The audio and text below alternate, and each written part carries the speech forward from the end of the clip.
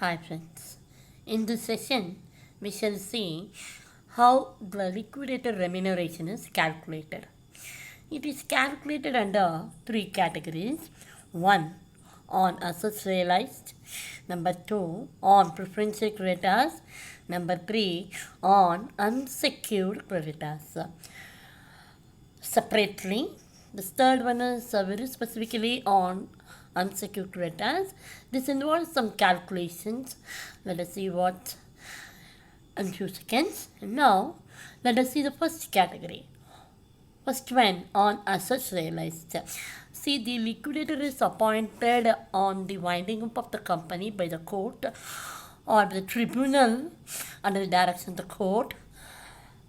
He is the person appointed at the time of liquidation of the company to realize the assets of the company, assets held by the company at the time of winding up. And out of the proceeds, he has to pay the outsiders like creditors, debenture holders, bank ODs, and preferential creditors. And finally, if there is any amount left behind it, it may be given to the contributors, namely preference shareholders and equity shareholders. So, for which he is paid remuneration like under these categories. Number one, on assets realized, on preferential creditors, on unsecured creditors. That is on the payment made to preferential creditors, on the payment made to unsecured creditors. Now let us see one by one. First one, on assets realized. So as I already said, the main job of the liquidator is to sell the assets of the company and realize it. So whatever the amount was realized, on that amount into percentage of commission. For example, if he is given 3% commission, means into 3 by 100. So that is the explanation for this part. So if the assets realized is 5 lakhs and percentage of commission is 3%. So 5 lakhs into 3 by 100. So that comes under on assets realized. Apart from assets realized, he is also paid remuneration on preferential creditors. As I already explained, preferential creditor is a person who is paid before any creditor is paid, like amount due to government or tax authorities or local bodies. So in which case, on this amount paid to preferential creditors also, liquidator is paid remuneration. So preferential creditors into percentage of commission by 100. So the preferential creditors is, for example, 2,500 remaining to be paid to the government. So in which case it will be 2,500 example into 2.5%, 2.5 divided by 100. So that's all form part of this answer on preferential creditors. After that, the third category is on unsecured creditors. So as I already explained, this involves some a simple maths and for which the main factor is this: if the amount is sufficient, the amount is not sufficient. What do you mean by this? Because the main job of the liquidator is to pay the amount to the creditors out of the amount realized on assets. So after paying this preferential creditors, okay, so he has to calculate what is the amount to be given to unsecured creditors. So first he will calculate the amount remaining to pay to unsecured creditors.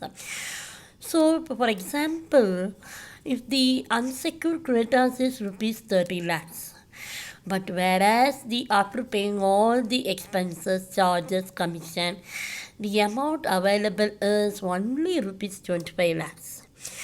So here the amount is not sufficient because the total value of unsecured creditors is 30 lakhs. Okay. But whereas the amount available is only 25 lakhs.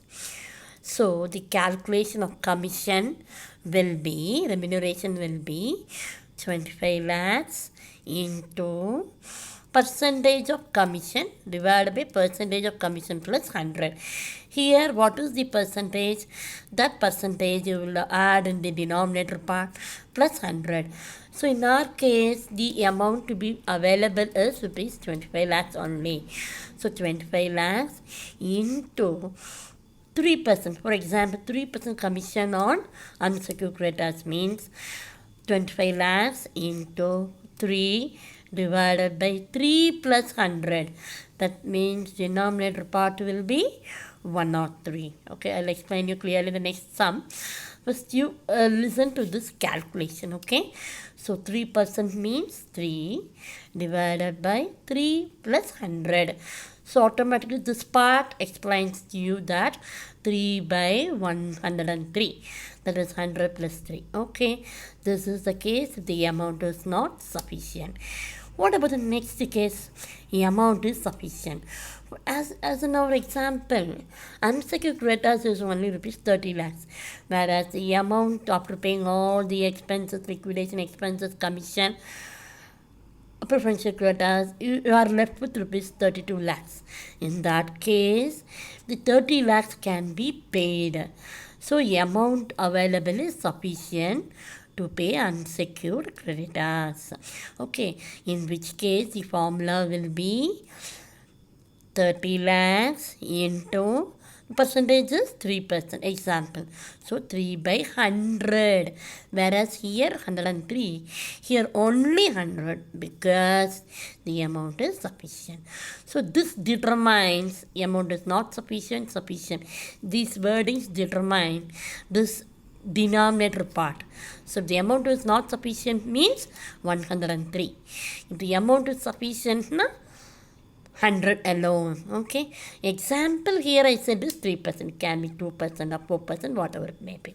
Okay, so this is the main thing you have to see under calculation of liquidator remuneration. So first on assets realized, on preferential creditors or unsecured creditors. Okay, so this is the format, or this is the main things to be noted in liquidity remuneration. Once again, I recap on assets realized, whatever the assets realized into, for example, 2%, 2 by 100. On preferential creditors, suppose preferential creditors is 2,500 means 2,500. Percentage of commission, for example, 3. So 2,500 into 3 by 100. Okay, then the important part, unsecured.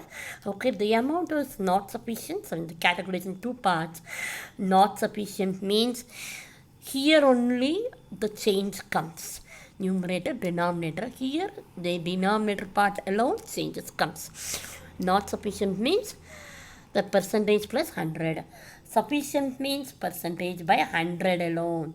Kindly note, this is the important point. Thank you.